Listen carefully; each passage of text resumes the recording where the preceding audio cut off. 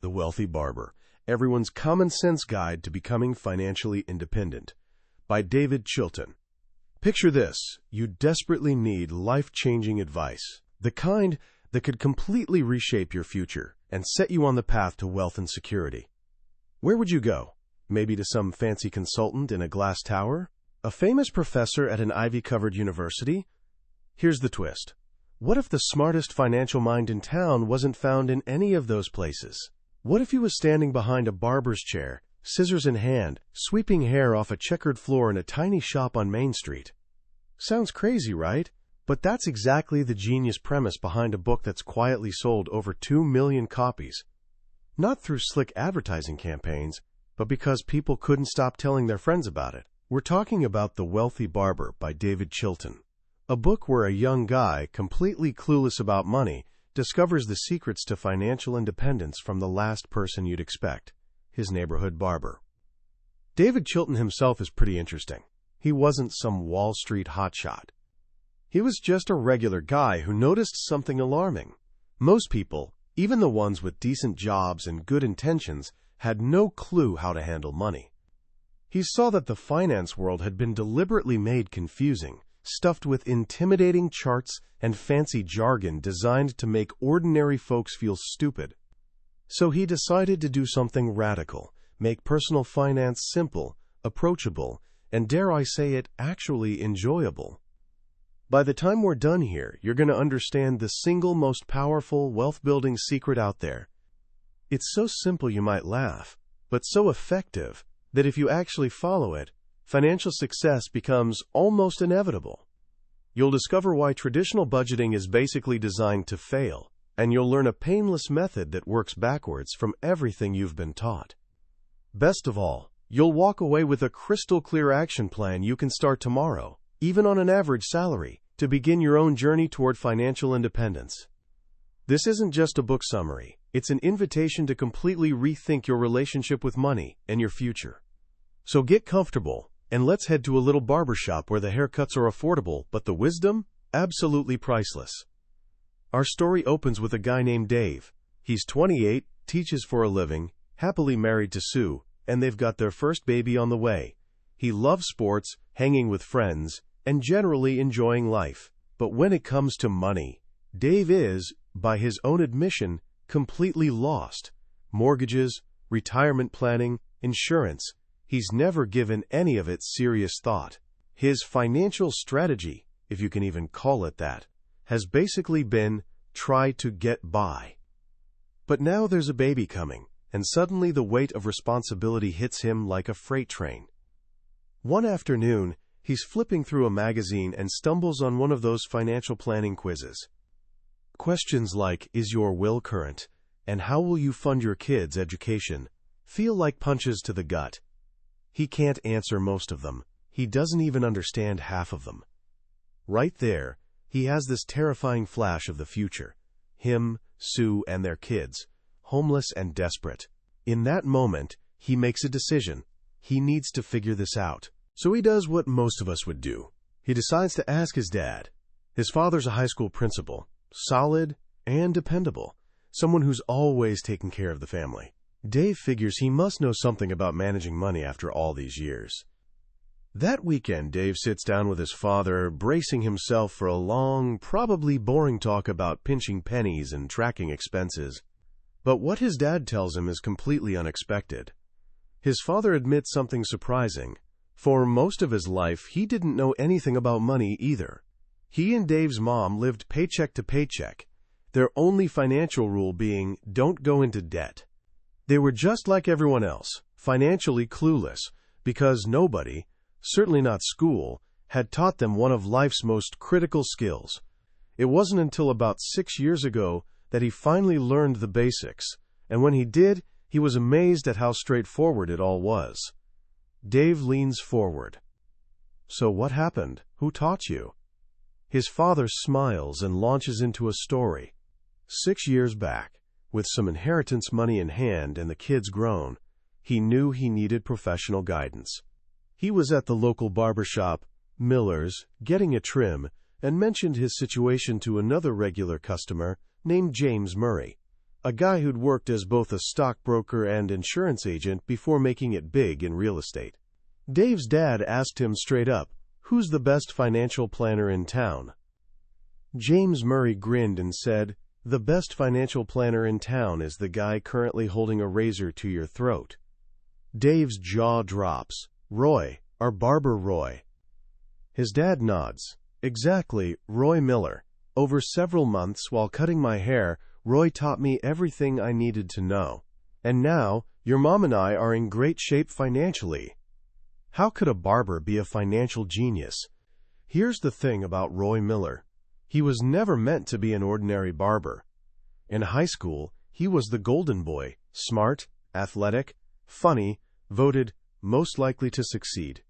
He was headed to law school when tragedy struck. His father dropped dead from a heart attack, leaving the family with virtually no savings, no pension, and barely any insurance.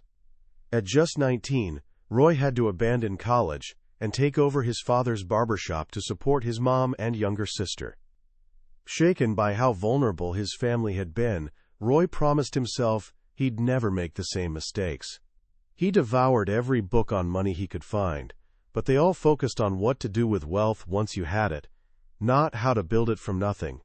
Then he remembered something his father used to say. If you want to learn something, watch someone who's already doing it successfully. So Roy sought out the richest man in town, a guy named Maurice White.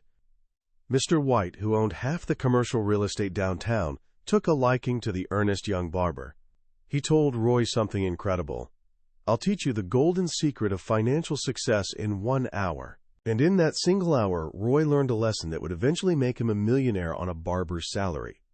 Dave's dad refuses to spill the secret. "Roy teaches it better than anyone," he says. "He's expecting you tomorrow. Just listen, and you'll never have to worry about money again." The next morning, Dave shows up at Miller's barbershop with his sister Kathy and his best friend Tom, all of them curious and more than a little skeptical. And that's where their real education begins. Ours too. Roy Miller greets them warmly. He's not what you'd picture when you think millionaire. He's just a regular guy in a modest barbershop, surrounded by his weekend regulars. But when he starts talking about money, his straightforward wisdom is electric. Financial planning isn't as complicated as everyone makes it, he tells them. It's definitely not about budgeting every penny of your life away. Honestly, very few people get rich through budgeting, and the ones who do aren't exactly fun at parties. Tom, the eternal skeptic, jumps in. "So if we're not budgeting, how do we save money?" Roy's eyes light up.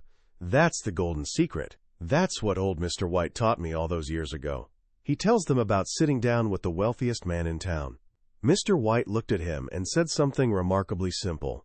"Wealth beyond your wildest dreams is possible if you follow one rule. Invest 10% of everything you make for long-term growth. Follow that one guideline and someday you'll be very rich." "That's it?" Tom looks visibly disappointed. It sounds way too simple. But then Roy reveals the magic hiding in that simplicity, the incredible power of compound interest.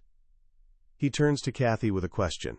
"If you invested $200 every month for 30 years and earned an average 15% annual return, how much do you think you'd end up with?" Kathy does some quick mental math. "Maybe $200,000? Roy's eyes twinkle. "Nope. The answer is $1.4 million. They're stunned. Tom immediately fires back with the questions running through everyone's mind. What about inflation? And where am I supposed to get a 15% return? More importantly, where am I going to find $200 a month to save? Roy tackles these one by one, but first he hits them with another mind-blowing example. He asks Dave, if you'd started putting away just $30 a month, basically $1 a day, at 18 years old, and kept it up until 65, earning that same 15%, how much would you have? Dave guesses maybe $70,000. Roy laughs. Close. Try around $2 million. Then comes the kicker. And here's the best part. You actually know someone who did exactly this. 35 years ago, I started saving $30 a month, which was 10% of my income back then. As I made more money, my 10% grew too. The three of you are looking at a very wealthy man. Roy Miller, Their barber is a self-made millionaire, not from some complicated investment scheme, but by following one simple rule consistently over time. But what about Tom's questions? First, the saving part. How can you save money when there's never anything left at the end of the month? This is where Roy introduces the second part of the golden rule, a concept that might be even more important than the first: pay yourself first. He explains that traditional budgeting fails because it's built on a flawed idea that you can save whatever's left after you spend, but life always interferes. A want morphs into a need, and suddenly nothing's left to save. Pay yourself first flips everything upside down. It means treating your savings not as an afterthought, but as your most important expense. The very first thing you do when your paycheck arrives, before rent, groceries, anything, you take 10% off the top and put it away for your future. You make it automatic. Set up an automatic transfer from your checking account that moves the money before you even see it or miss it. Roy promises them something that sounds impossible. If they do this, their lifestyle will barely change. They'll adapt to living on 90% without even noticing. It's like getting a pay cut, except you adjust just as quickly. This single idea, automating your savings so 10% vanishes before you can spend it, unlocks everything else. It removes the need for willpower and discipline, which so often fail us. Now for the second question: where do you put that 10% to get solid returns? Roy simplifies the entire investment world into two categories. You can either be a loaner or an owner. A loaner puts money in savings accounts, certificates of deposit, or bonds, essentially lending money to a bank or government and receiving modest, relatively safe interest in return. An owner, however, buys a piece of a business, whether that's real estate or stocks. Roy is emphatic. Over the long haul, ownership always beats loaning. Why? Because our entire economic system is built on the principle that investing in businesses generates higher returns than parking money in a bank. If that weren't true, the whole economy would collapse. So does that mean you should start picking individual stocks? Absolutely not, Roy warns. He explains that stock picking is incredibly difficult, something even most professionals, including many stockbrokers, aren't particularly good at. It requires a rare mix of courage, intelligence, and an instinct for value that few people possess. So what's the solution for regular folks? Roy's answer is clear: equity-oriented mutual funds. He explains that a mutual fund is simply a professionally managed pool of money from thousands of investors. It offers three massive advantages. First, you get professional management. You're hiring a full-time expert to make decisions for you. Second, instant diversification. Your small monthly contribution gets spread across hundreds of companies in various industries and countries, so you're not betting everything on one horse. Third, it's hands-off. It has what Roy charmingly calls a very low, quote, pain-in-the-butt factor. But what about market crashes and volatility? This is where Roy reveals another piece of magic: dollar-cost averaging. It sounds technical, but the concept is beautifully simple. Since you're investing the same amount every month, you automatically buy more shares when prices are low and fewer when they're high. This means market downturns, which terrify most people, actually work in your favor over time. You're systematically buying shares on sale, month after month, ensuring your average cost is lower than the average price. So the complete 10% solution looks like this: automatically deduct 10% of your income each month and invest it in a well-chosen, diversified mutual fund. And then, forget about it. Let time and compound interest do the heavy lifting. Over the next several months, during regular barbershop visits, Dave, Kathy, and Tom learn the other essential pieces of the financial puzzle. Each lesson builds on the same foundation of simplicity and common sense. First, Roy tackles wills and life insurance. He drops a bombshell. More than half of all people don't have a will, which is asking for trouble. Without one, the state decides how your assets get divided according to rigid formulas that might completely contradict your wishes. A simple will costs just a few $100s and ensures your loved ones are protected the way you want. Then comes life insurance, a topic drowning in confusion. He asks Kathy, who's single with no dependents, how much life insurance she needs. She proudly announces she just bought a $50,000 policy. Roy gently corrects her. The right answer is zero. Life insurance isn't an investment, he explains. It's financial protection for people who depend on you. If nobody relies on your income, you don't need it. It's like buying car insurance without owning a car. For Dave, about to become a father, the situation is different. He needs enough insurance to pay off debts like the mortgage, cover future expenses like college, and provide ongoing income so his family can maintain their lifestyle. And what type of insurance should he buy? Roy cuts through industry jargon with a simple rule: buy term and invest the difference. He explains that expensive cash value policies are just basic term insurance, combined with a forced savings account, and that savings account typically comes with hefty fees and disappointing returns. It's far better to buy the cheapest pure protection available term insurance and invest the money you save in your own 10% fund, where it can truly grow. Next up is retirement planning. Roy emphasizes that the 10% fund is your living the dream money for life's finer things. Retirement is separate. He walks them through different retirement vehicles like IRAs and 401 kiloseconds in plain English. His most urgent advice goes to Tom, who discovers his employer offers a 401k, where they match contributions up to 3% of his salary. Roy tells him bluntly, "You're literally walking away from free money by not contributing." It's the easiest way to save imaginable. They also discuss homeownership. Is renting really throwing money away? Not necessarily, Roy says. For some people, especially singles who don't need much space, renting can be smarter financially if they invest the cost difference. But for a family like Dave's, owning a home is one of the best investments possible, thanks to leverage, using the bank's money, tax benefits, and the fact that it functions as forced savings. Finally, Roy shares his philosophy on everyday spending and saving, and it's surprising. He admits he used to preach about meticulous budgeting and penny pinching, but realized almost nobody actually followed that advice. His thinking evolved. He came to believe that if you're automatically handling the big things, your 10% savings, retirement contributions, and insurance, then how you spend the rest of your discretionary income has surprisingly little impact on your long-term financial future. This is the ultimate freedom the plan provides. It's not about deprivation.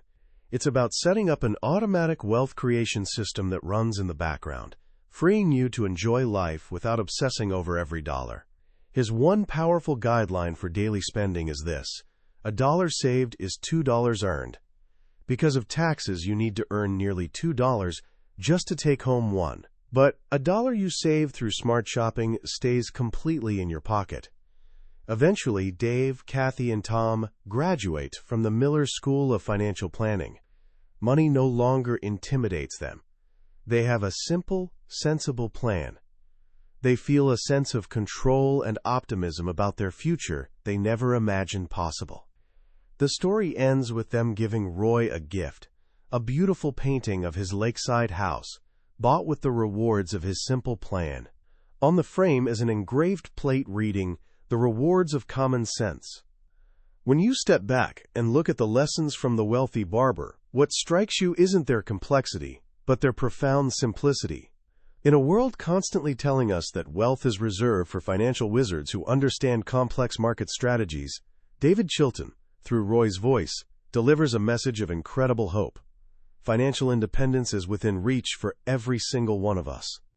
The book's real genius is that it's not actually about finance, it's about human nature. Roy's plan works because it's designed for real people, not robots. It acknowledges that we lack discipline, get overwhelmed by complexity, and would rather enjoy today than sacrifice everything for a distant tomorrow. The pay yourself first principle is a brilliant psychological hack. It automates success, making saving for the future the default setting rather than a daily battle of willpower. What I find most powerful, especially for someone just starting out, is the sense of empowerment it provides. It demystifies money. It tells you that you don't need to be brilliant or lucky. You just need to follow a few straightforward, common-sense rules consistently over time. The magic isn't in some secret stock tip. The magic is in consistency, the patient, steady accumulation from paying yourself first, month after month, year after year. So what can you do right now to put these ideas into action? It's simpler than you think. First, calculate what 10% of your take-home pay is. Just figure out the number. Don't worry yet about where it'll come from. Just know the number. Second, call your bank or go online and set up an automatic transfer for that amount. Have it move from checking to a separate savings account the day after you get paid. Make it disappear before you can spend it. This single action, taking about 5 minutes, might be the most important financial decision you ever make. Third, if your job offers a 401k or similar retirement plan with employer matching, go to HR tomorrow and sign up. Contribute at least enough to get the full match. As Roy said, it's free money, and turning it down is one of the biggest financial mistakes anyone can make. That's it.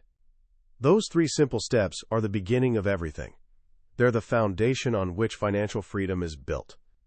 That was a summary of The Wealthy Barber by David Chilton. We've covered the core lessons today, but honestly, a summary is like looking at a photograph of a beautiful landscape. The real magic happens when you walk through it yourself. The power of this book is in the stories, conversations, and quiet moments, where Roy's simple wisdom sinks in and changes how you see things. This summary gives you a map. If anything we've discussed has sparked something in you, I encourage you to grab a copy. Reading it isn't just about learning. It's an experience that can genuinely set you on a new path, one leading to a future free from financial worry. There's a link to the book in the description. Also, if you found this journey valuable, please hit that like button and subscribe. We explore a new, life-changing book from the billionaire's bookshelf in every episode, and subscribing ensures you won't miss the next one. Let's keep learning and growing together.